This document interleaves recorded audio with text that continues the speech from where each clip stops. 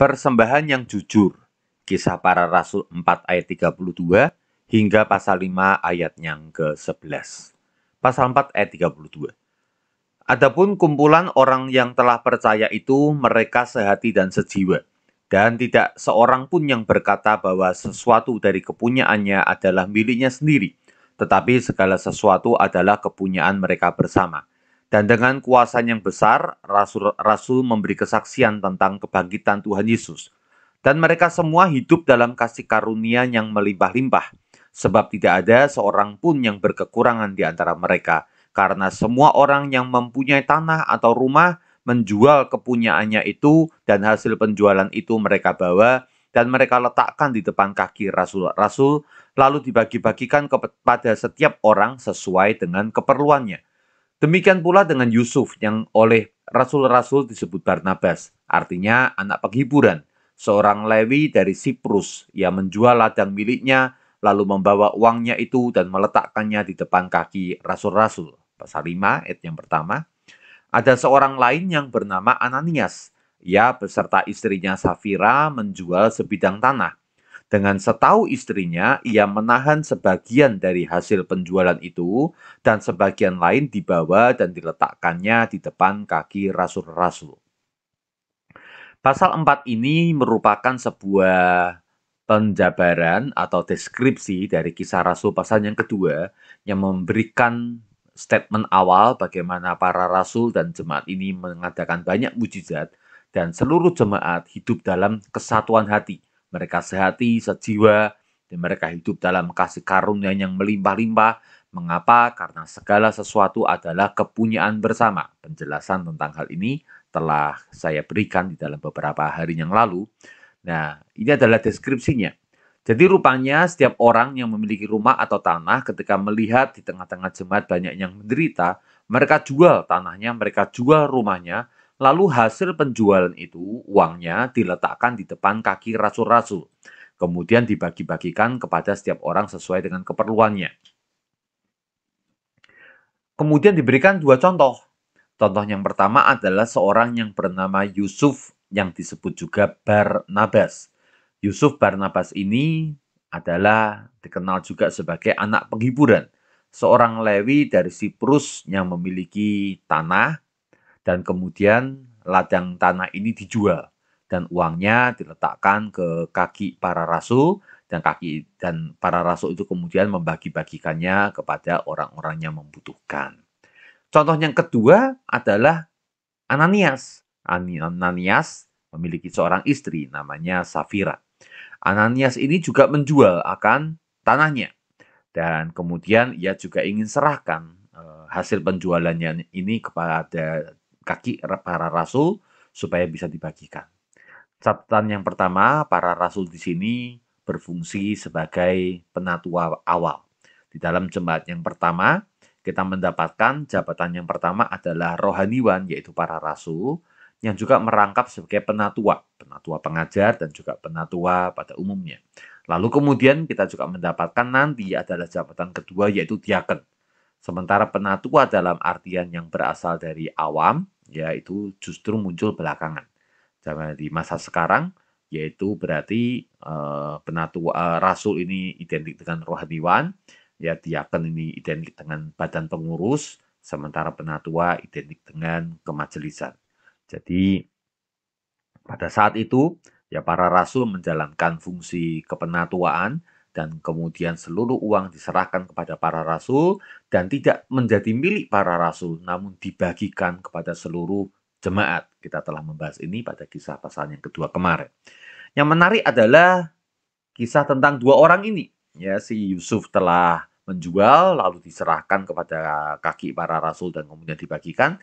Sementara Ananias dan Safira, ia kemudian bersepakat sebagai suami istri untuk kemudian menahan hasil penjualan itu sebagian untuk dirinya, dipakai untuk kepentingannya, dan kemudian sebagian lagi untuk dibagi-bagikan kepada jemaat. Tentu tidak salah sebenarnya seberapa yang bisa diberikan, yang rela untuk diberikan itulah yang kemudian dibagikan.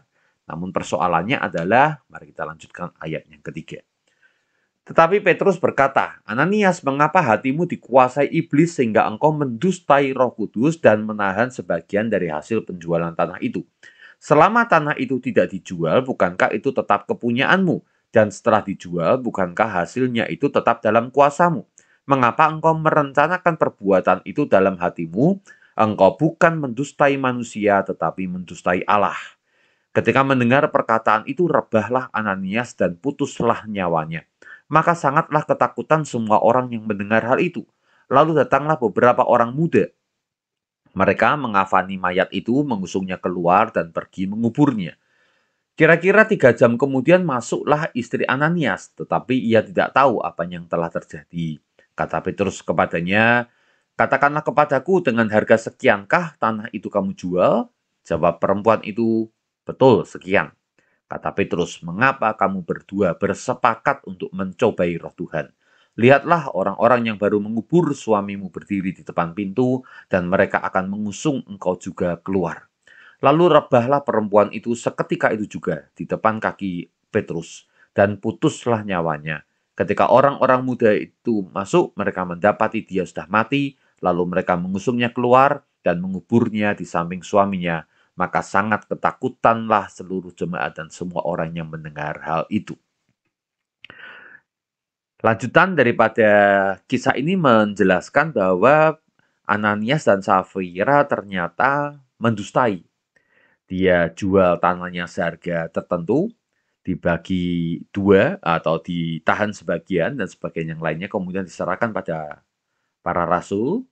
Namun masalahnya yang diberikan sebagian itu disebut sebagai penjualan sepenuhnya daripada tanah itu. Ya, dikatakan pada ayat yang ke-8 Petrus tanya, "Dengan harga sekiankah tanah itu kamu jual?" Ya, dan Safira ya sesuai dengan kesepakatan dengan suami mengatakan, "Iya, segitu itu seluruh yang kami dapatkan dari penjualan tanah." Berbohong. Mereka berpikir mereka sedang membohongi akan para rasul. Mereka sedang membohongi Petrus. Mereka sedang membohongi manusia. Manusia bisa dibohongin. Namun Tuhan tidak bisa dibohongi.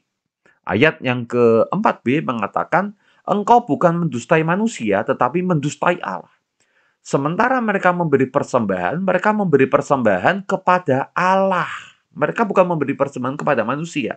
Manusia bisa dibohongi, namun Tuhan nggak bisa dibohongi. Ketika mereka mengimani mempersembahkan kepada Allah, mereka harus sadar bahwa Allah tidak bisa dibohongi.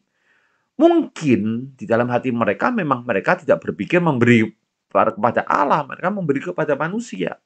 Tahukah yang namanya memberi persembahan, ya, tapi motifnya adalah dilihat oleh manusia. Ini adalah dikuasai oleh iblis. Ayat yang ketiga dikatakan, "Mengapa hatimu dikuasai iblis sehingga engkau mendustai Roh Kudus?" Rupanya Ananias dan Safira hatinya dikuasai oleh iblis. Mereka kelihatannya ingin mendapatkan pujian dari jemaat karena mereka ikut memberi persembahan. Namun sebenarnya mereka sedang mencari sebuah motif tersendiri supaya kemudian mereka melalui persembahannya itu mendapatkan nama atau hal yang lainnya. Dan karena motifnya dikuasai oleh iblis, maka Roh Kudus ingin menunjukkan bahwa ia adalah Allah yang tidak dapat dibohongi. Eh, melalui Petrus, ya, kemudian terjadilah sesuatu yang mengagetkan. Ananias putus nyawanya.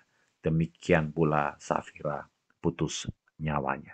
Hari itu jemaat mengalami kegentaran yang dahsyat karena mereka menyadari bahwa Allah mereka adalah Allah yang hidup, Allah yang maha mengetahui, Allah yang juga sanggup untuk bertindak, untuk menyatakan dan membela akan namanya.